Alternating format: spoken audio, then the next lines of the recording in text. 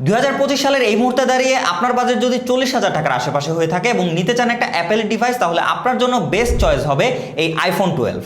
কারণ এই 2025 সালে এসেও এই ফোনটাতে কিন্তু আপনারা অ্যাপেলের এই 14 বায়োনিক চিপ পাচ্ছেন, যা কিন্তু খুবই পাওয়ারফুল, যা দিয়ে আপনারা হেভি টাইটেল গেমগুলো একদম স্মুথলি 60 হার্জে খেলতে পারবেন। তার সাথে সাথে day to day life application থেকে শুরু করে রেগুলার লাইফে যদি আপনারা হেভি মাল্টিটাস্কিং করতে চান, তাহলে এই ফোনটা দিয়ে একদম বাটার স্মুথ একটা এক্সপিরিয়েন্স পাবেন। এবং ক্যামেরা সেগমেন্টেও কিন্তু পাচ্ছেন স্ট্রং একটা পজিশন। ফোনটা রেয়ার ক্যামেরা দিয়ে কিন্তু আপনারা 4K 60 FPS এ একদম বাটার স্মুথ ভিডিও করতে পারবেন, কারণ আইফোনের ভিডিও কিন্তু খুবই স্টেবল, তার সাথে খুবই কোয়ালিটিফুল, এবং এটার আলট্রা ওয়াইড লেন্স দিয়ে কিন্তু আপনারা 4K 60 FPS এ ভিডিও করার সুযোগ পাচ্ছেন।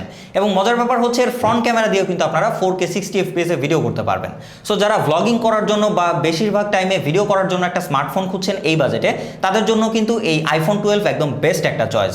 এবং পিকচারের কথা বললে ডে লাইটে রেয়ার এবং ফ্রন্ট ক্যামেরা, তার সাথে আলট্রা ওয়াইড লেন্স দিয়েও কিন্তু জোস পিকচার আউটপুট নিতে পারবেন। এবং মজার ব্যাপার হচ্ছে এই বাজেটের মধ্যে অন্যান্য ফোনগুলোর থেকে এইটার 1x পোর্ট্রেট কিন্তু বেস্ট কোয়ালিটির আউটপুট দিয়ে থাকবে আপনাকে। তার সাথে আপনারা অ্যাপেলের বেশ ভালো একটা ইউজার এক্সপিরিয়েন্স পাবেন, এবং সব থেকে বোনাস যেটা সেটা পাবেন হচ্ছে শো অফ।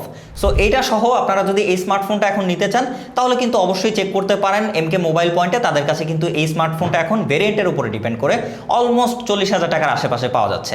তার সাথে সাথে ভিডিওটা ভালো লেগে থাকলে অবশ্যই like, comment, share and subscribe করে পাশেই থাকবেন। ধন্যবাদ।